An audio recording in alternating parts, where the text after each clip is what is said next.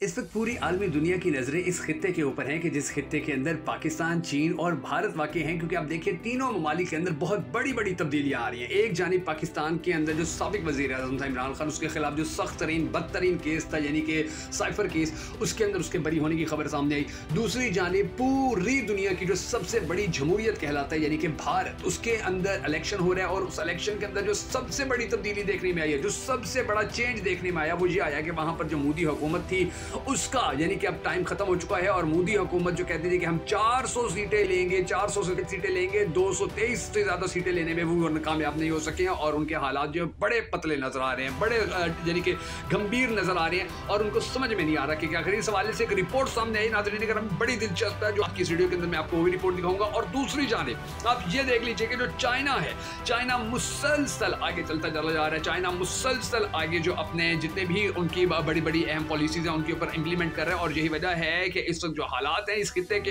वो बड़े तब्दील होते नजर आ रहे हैं, बड़े चेंज होते नजर आ रहे हैं और पूरी दुनिया की नजरें जो हैं वो इस वक्त सिर्फ और सिर्फ इसी खित्ते के ऊपर है। अब सबसे पहले नाज़रीन ग्रामी मैं आपको बताता हूं, क्योंकि अब हमारे पड़ोसी मुल्क भारत के अंदर इलेक्शन हुए हैं, उस इलेक्शन के अंदर बहुत बड़े पैमाने के ऊपर जो है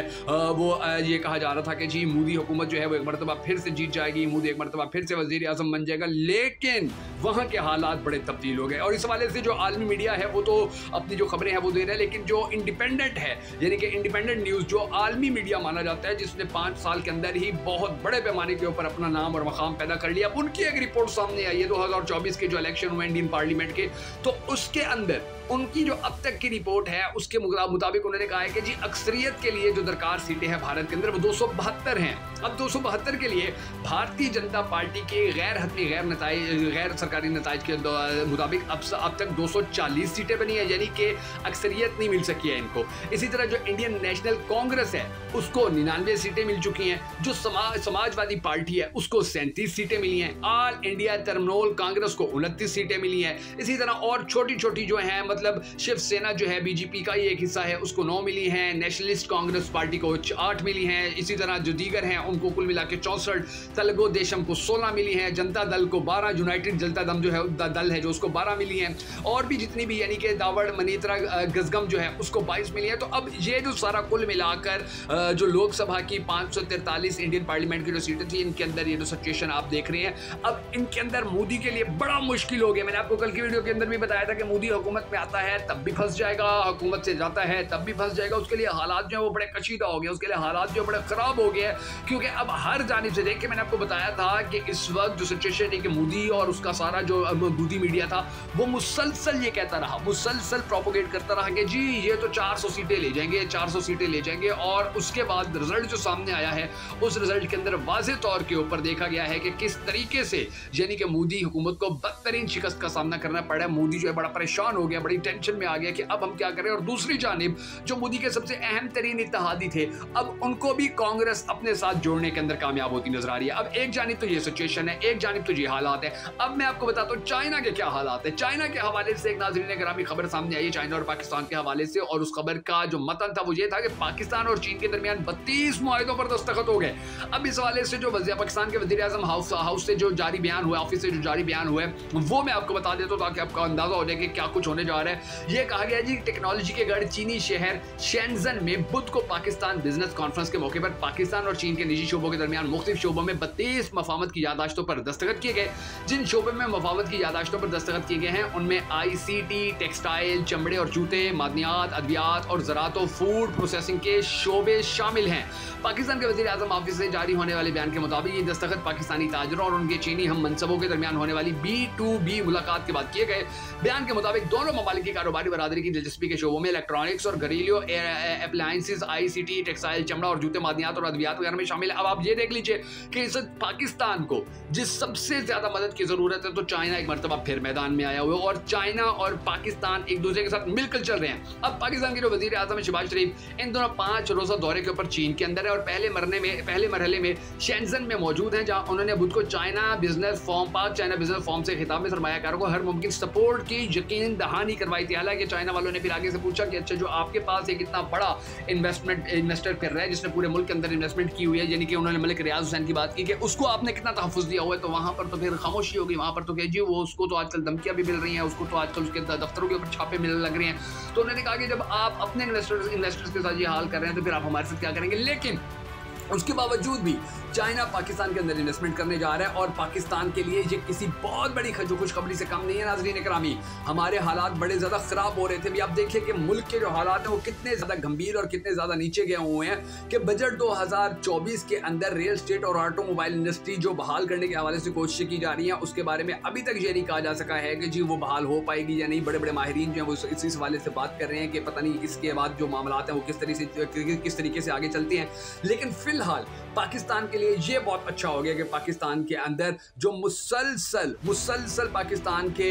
जो हालात ख़राब हो रहे थे, अब देखिए कि इस हवाले से वो स्टेट बैंक के हवाले से भी खबर सामने आ गई कि मार्केट सर्वे के मुताबिक मरकजी बैंक से तवक्को की जा रही है कि वो अगले हफ्ते शरह सूद में 1% की कमी कर देगा। यानी कि हालात जो है पाकिस्तान के अंदर वो इस हवाले से मज़ीद बेहतर होते चले जाएंगे। पाकिस्तान की जो जितनी भी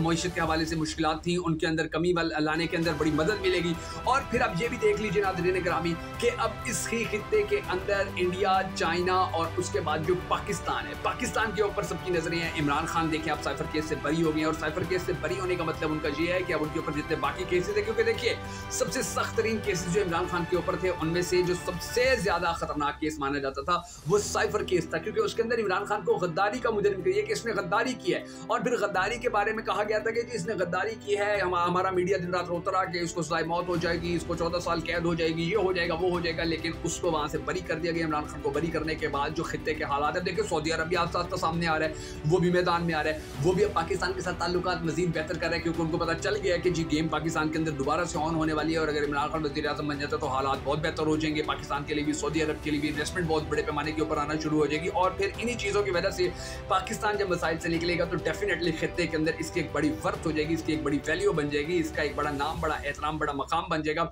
और दूसरी जानिब आप ये देख लीजिए कि अमेरिका के अंदर अब जो इलेक्शन होने जा रही हैं उनके अंदर जिस तरह से अब बाइडन खुल के सामने आया, खुल के वो बातें कर रहा है, खुल के वो कह रहे हैं कि जी मैं ये जो जंगें, फसाद, लड़ाइयाँ हैं ये सारी ख़त्म करवाऊंगा, मैं कोशिश करूंगा कि पाकिस्तान के भी हालात ठीक करवा सकूं, मैं कोशिश करूंगा कि ये जो पाकिस्तान के अलावा दूसरे खित्ते के मुल्क हैं इनके हालात भी बेहतर करवाए जा सकें। ये सब कुछ उन्होंने कहा है और वो उससे अब पाकिस्तान समेत इस खित्ते के हर इंसान को बड़ी ज़्यादा उम्मीदें लगी हुई हैं। अब ये आप देख लीजिए कि जो बीजेपी थी, उनका यानी कि उनका जो इत्तेहाद था, जिनको बड़ा गरूर था कि हम 400 सीटें ले जाएंगे, अब वज़ीर आज़म बनाने की करारदाद के हवाले से वो बाकायदा तौर के ऊपर ये कह रहे हैं कि जी हम सब इत्तेहादियों को साथ मिलाकर बैठेंगे और वज़ीर जो नरेंद्र मोदी है उसको वज़ीर आज़म बनाएंगे और इस हवाले से हम काम करेंगे। लेकिन उनके लिए मसला सबसे बड़ा ये है कि उनके पास अभी इतनी अक्सरियत नहीं है। यानी कि मैं आपको ये खबर जो बताता हूँ कि खबर आई हुई थी कि जी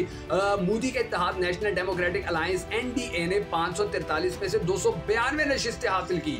ये आपको याद, मैं आपको एक और बात भी बता दूं कि पहले जो 2 इलेक्शन मोदी जीता उसके अंदर 300 से सीटें ज्यादा ली थी इन्होंने और ये कहते थे कि जी अब तो 400 का आंकड़ा क्रॉस, 292 के ऊपर इनके पूरे इत्तेहाद की ब्रेक लग गई। अच्छा, फिर उसके बाद कांग्रेस की क़यादत में अपोजिशन इत्तेहाद जो इंडिया बना हुआ था उसने 234 सीटों पर कामयाबी हासिल की। इंडियन इलेक्शन कमीशन के मुताबिक बीजेपी ने पार्लियामेंट में 240 सीटें हासिल की, जो कि 5 साल पहले के मुकाबले में 303 सीटों से बहुत कम है। अक्सरियत के लिए बीजेपी इत्तेहाद NDA को मजीद 32 सीटें चाहिए। दूसरी जानिब अपोजिशन कांग्रेस पार्टी ने शानदार कारकर्दगी का मुजाहरा करते हुए अकेले 99 सीटें हासिल की, जो 2019 में उसकी 52 सीटों से तकरीबन दुगना है। अंदाजा लगा लीजिए। वाज़ेह रहे कि इंडिया में हुकूमत बनाने के लिए कम से कम 272 सीटें दरकार होती हैं। अमेरिकी सदर जो बाइडन ने बुध को नरेंद्र मोदी को आम इंतखाबात में उनके इत्तेहाद की जीत पर मुबारकबाद दी। जो बाइडन ने एक्स पर लिखा, नरेंद्र मोदी और नेशनल डेमोक्रेटिक अलायंस को उनकी जीत पर 65 करोड़ वोटर्स को तारीखी इलेक्शन मुबारक। अमेरिका के अलावा रूसी सदर, बरतानवी वज़ीर आज़म और यूरोपीय यूनियन के सरबराह ने भी नरेंद्र मोदी को मुबारक दी, लेकिन अभी तक वो वज़ीर आज़म नहीं बन सका। नाज़रीन गिरामी, वज़ीर आज़म बनने के लिए उसको बड़ा ज़्यादा काम करना पड़ेगा, उसको अपने इत्तेहादियों को राज़ी करना पड़ेगा। और इस बार याद रखिएगा, इस बार मोदी के लिए अपोजिशन बड़ी टफ है, बड़ी मुश्किल है, बड़ी टाइट है। सिमिलरली उस तरह जिस तरह से आजकल पाकिस्तान के अंदर शहबाज शरीफ के लिए अपोजिशन ने नाक में दम किया हुआ है शहबाज शरीफ की और उनकी हुकूमत की, इसी तरह यही हालात होने वाले हैं मोदी के, क्योंकि वहां पर जो अपोजिशन है, मैंने आपको बताया है कि वो पिछले इलेक्शंस की निस्बत अब की बार बहुत आगे आ चुके हैं, बड़े पावरफुल हो चुके हैं, बड़े ताकतवर हो चुके हैं और उनको शिकस्त देने के लिए या उनके आप देखिए मोदी कोई भी कानून सौखा पास आसानी से पास नहीं कर सकेगा क्योंकि वो अपोजिशन उसका इनकार कर देगी। तो अब मोदी इतना कमजोर वजीर आजम होगा, इतना कमजोर वजीर आजम होगा कि इससे अच्छा वो जैसे शहबाज शरीफ है वो कहते हैं कि जी हम तो अपना वजीर भी तब्दील नहीं कर सकते हैं, तो मोदी के लिए भी हालात इसी तरह के हो जाएंगे। अगर आपको हमारी ये वीडियो पसंद आई और हमारी इसी तरह की वीडियोस मजीद देखना चाहते हो तो हमारी इस वीडियो को लाइक और शेयर जरूर कर दीजिएगा। और अगर आपने हमारी ये वीडियो हमारे फेसबुक पेज बगा फैक्ट्स के ऊपर देखी है तो हमारे फेसबुक पेज बगा फैक्ट्स को फॉलो कर लीजिए, हमारी इस वीडियो को लाइक करके शेयर कर दीजिए। अगर आपने हमारी ये वीडियो हमारे यूट्यूब चैनल बगा फैक्ट्स के ऊपर देखी तो हमारे यूट्यूब चैनल को सब्सक्राइब करके हमारी इस वीडियो को लाइक और शेयर जरूर कर दीजिए।